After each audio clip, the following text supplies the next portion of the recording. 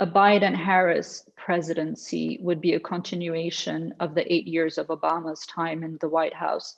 And I think it's fair to say, if you know a little bit about foreign policy and the consequences that it's had all across the world, from an outsider's perspective, you don't want that. And they're already talking about, going into Syria, illegitimate, as I call it, illegitimate president-elect Biden's team are talking about, going to Syria already. We have had 4 incredible years when it comes to foreign policy with President Trump. The stabilization of the Middle East after those 8 years of Obama was such a relief to me.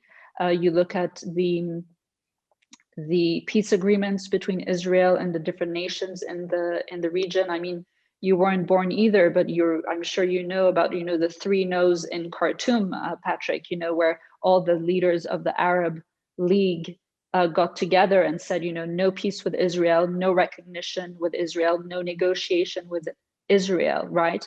And to think that since then, since 1967, it's just been conflict after conflict and bloodshed after bloodshed, and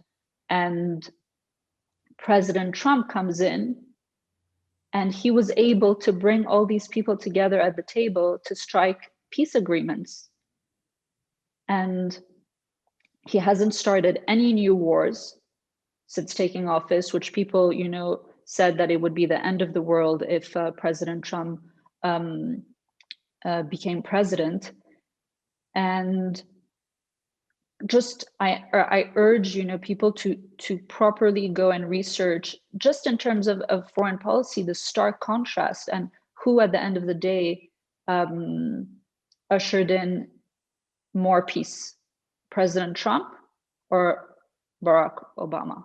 And then obviously we can get into also everything that's been done in terms of domestic policy, which has really benefited the American people the past 4 years. But there's just the list, as I wrote in my letter to America, in a more succinct way, but the list is quite long of Trump's achievements in retrospect after 4 years. And I understand why the American people, over 70 million of them, would like 4 more years of President Trump.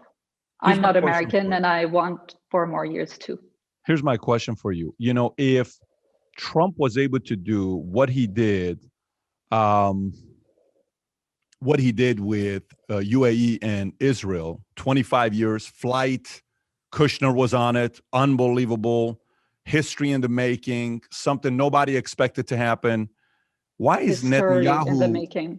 Yeah, why is Netanyahu going out there and congratulating Biden on his being a president-elect while this took place with Trump, and maybe he could have waited to say that? Why is Netanyahu becoming so friendly with Biden so quickly?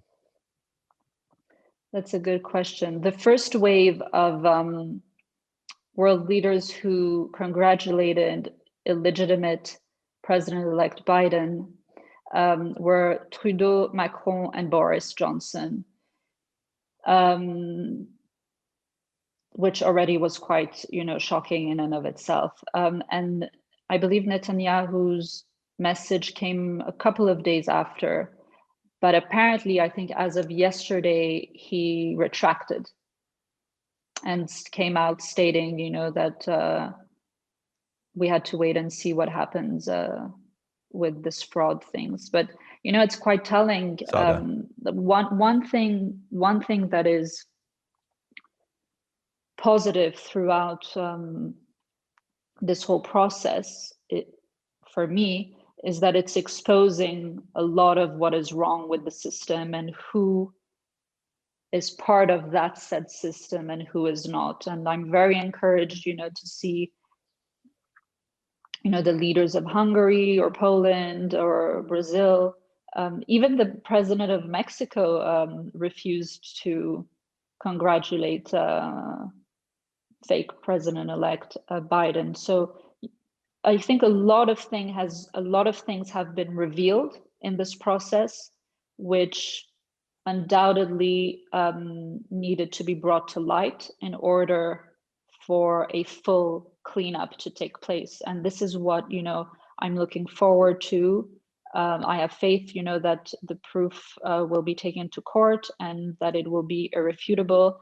And the process, which I described in my letter, of these forces that have sought to undermine America for decades, entering, like a Trojan horse and eroding her from within through all the different realms of society, governmental and intelligence agencies, but, through the society, whether it was media, entertainment,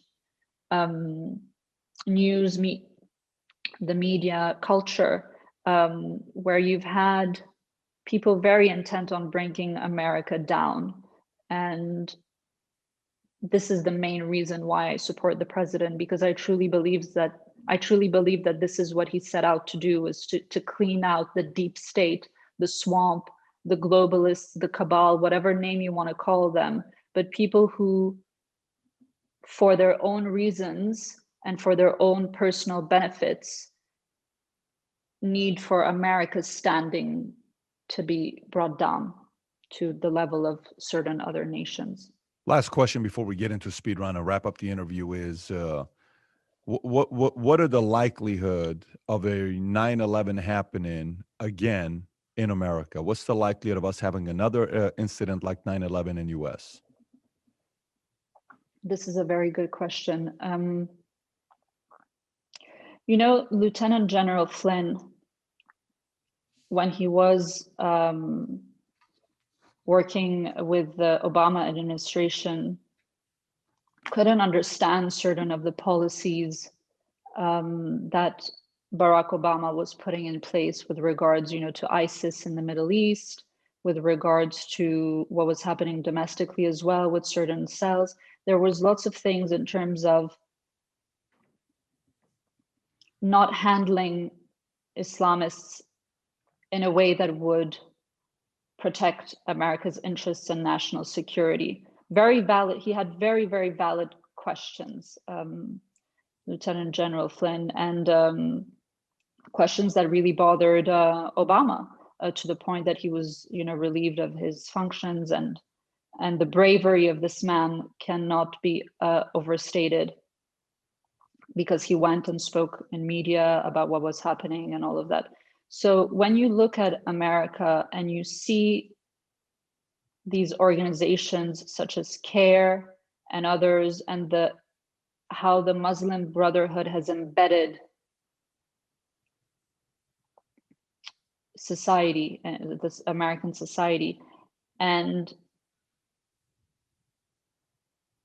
contrast that with President Trump and what he did as soon as he entered office, which was this temporary ban of certain countries. People call it the Muslim ban, but that's not true. It was a ban of 9 countries through which terrorists are known to transit and, fly out from. And he instituted that, saying a very valid point: until we figure out what's going on, I need to preserve the national security of my country, right? So you have 2 very stark approaches to allowing entry of terrorists into the country.